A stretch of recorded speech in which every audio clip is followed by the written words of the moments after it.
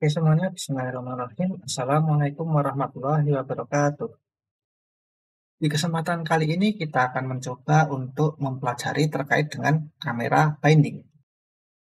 Kamera binding ini sebetulnya seperti apa sih dan kapan kamera binding ini akan digunakan?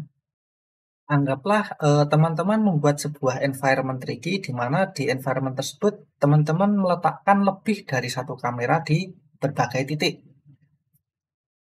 Kamera binding ini digunakan ketika teman-teman hendak mengganti view kamera, berpindah dari view kamera satu ke view kamera yang lainnya.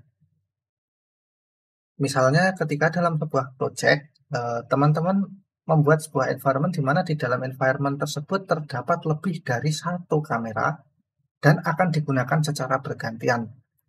Misal, di frame ke satu kita menggunakan view kamera 1.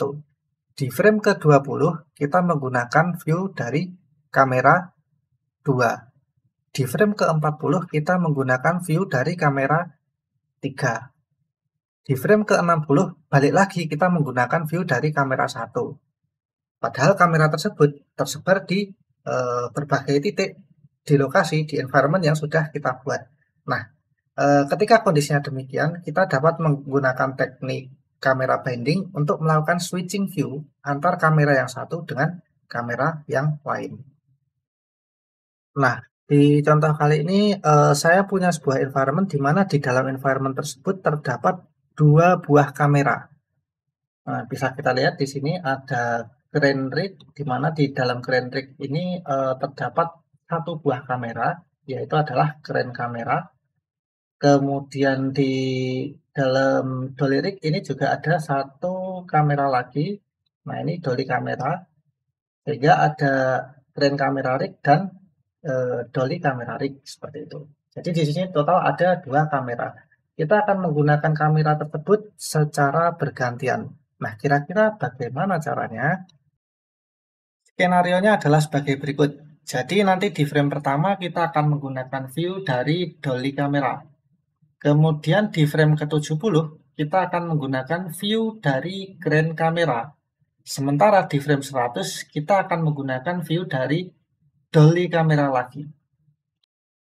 Sebelum mulai binding kita pastikan terlebih dahulu kita sudah berada di object mode. Nah, kita lihat sekarang kita berada di posisi pose mode, pose mode. Nah, ini kita ubah terlebih dahulu jadi object mode. Nah, semisal sudah jadi object mode, kita baru bisa melakukan binding. Untuk melakukan binding kamera itu sebetulnya cukup mudah ya, jadi tidak sulit. Teman-teman cukup ikuti skenario-nya saja. Tadi seperti yang sudah kita rencanakan sebelumnya, di frame 1, yang akan kita munculkan terlebih dahulu adalah view dari dolly kamera. Oleh karena itu, untuk melakukan binding kamera ke frame 1, kita klik frame 1. Nah, ini kita klik dulu sehingga timeline-nya ada di frame 1 sekarang. Nah, kalau sudah klik dolly kamera yang ada di panel outliner, oke, sudah diklik dolly kamera yang ada di panel outliner. Kalau sudah, kita arahkan kursornya ke panel timeline, di bagian timeline. Nah, kalau sudah kursornya berada di panel timeline, kita bisa kontrol B. Kita pencet kontrol B. Nah, seperti ini. Sehingga nanti akan muncul marker yang kurang lebih gambarnya seperti ini. Dan ada tulisannya dolly kamera, sesuai dengan yang ada di panel outliner. Ingat, ini perlu betul-betul diingat ya. Jadi kita bisa melakukan kamera binding itu di object mode yang pertama. Jadi pastikan kita sudah berada di object mode. Kemudian berikutnya, jangan lupa ketika kita mencet Ctrl B, itu pastikan kursornya berada di panel timeline, di area panel timeline. Jangan sampai kursornya kita taruh di misalkan viewport 3D-nya atau di panel outline-nya, di panel outliner-nya. Maka kalau misalkan kita tidak menempatkan kursornya di timeline, markernya tidak akan muncul gitu ya. Markernya tidak akan muncul. Jadi pastikan selalu ketika mencet Ctrl B, Dengan tujuan untuk melakukan binding kamera, pastikan selalu kursornya berada di panel timeline. Oke, kita lanjutkan lagi. Sesuai skenario, kita akan mencoba untuk masuk ke frame ke-70. Jadi klik frame ke-70.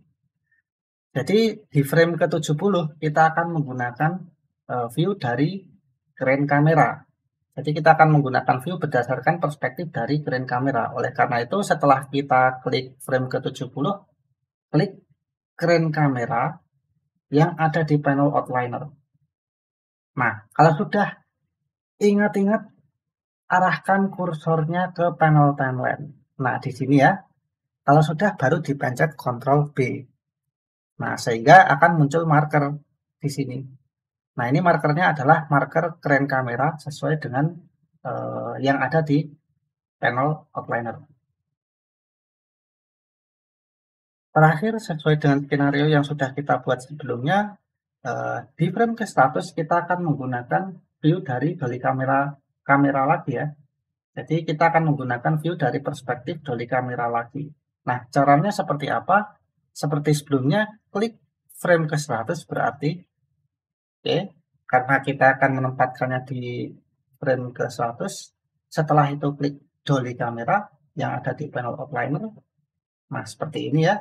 Kalau sudah, arahkan kursornya ke timeline, ke panel timeline. Jangan lupa ya. Kalau sudah, baru pencet Ctrl B. Nah, dengan demikian, kita sekarang sudah punya 3 buah marker. Marker dolly kamera di frame ke-1, marker crane kamera di frame ke-70, dan marker dolly kamera lagi di frame ke-100. Kalau kita terjemahkan ke bahasa manusia ya, ini maksudnya adalah di frame pertama kita akan gunakan view dari dolly kamera. Di frame ke-70 kita akan gunakan view dari crane kamera. Di frame 100 kita akan kembali lagi menggunakan view dari dolly kamera. Oke, langsung saja mungkin kita tes ya. Jadi kita mulai dari frame berapa ini? Frame 0 terlebih dahulu, kemudian kita coba play. Penampakannya kurang lebih seperti ini ya. Nah, berpindah kamera, kemudian berpindah kamera lagi. Nah, teman-teman bisa lihat di sini bagaimana proses pergantian view itu terjadi. Nah, ini mulai dari dolly kamera, kemudian berubah menjadi crane kamera, kemudian balik ke dolly kamera lagi.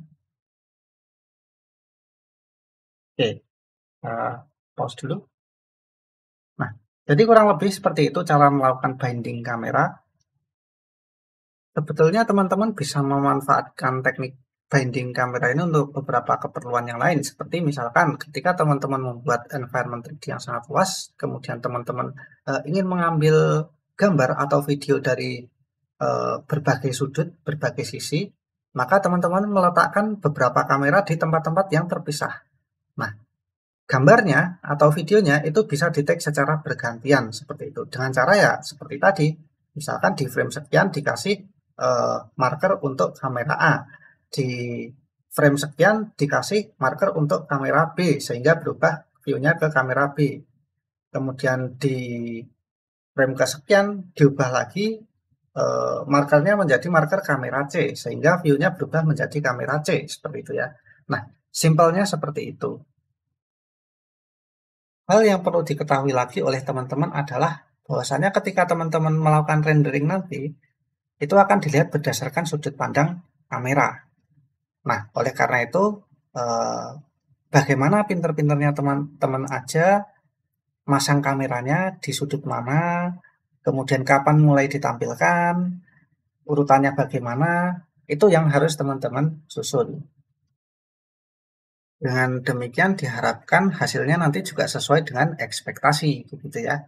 Oke, itu saja mungkin yang dapat disampaikan untuk video kali ini. Terima kasih atas perhatiannya. Saya ucapkan sekian. Wassalamualaikum warahmatullahi wabarakatuh.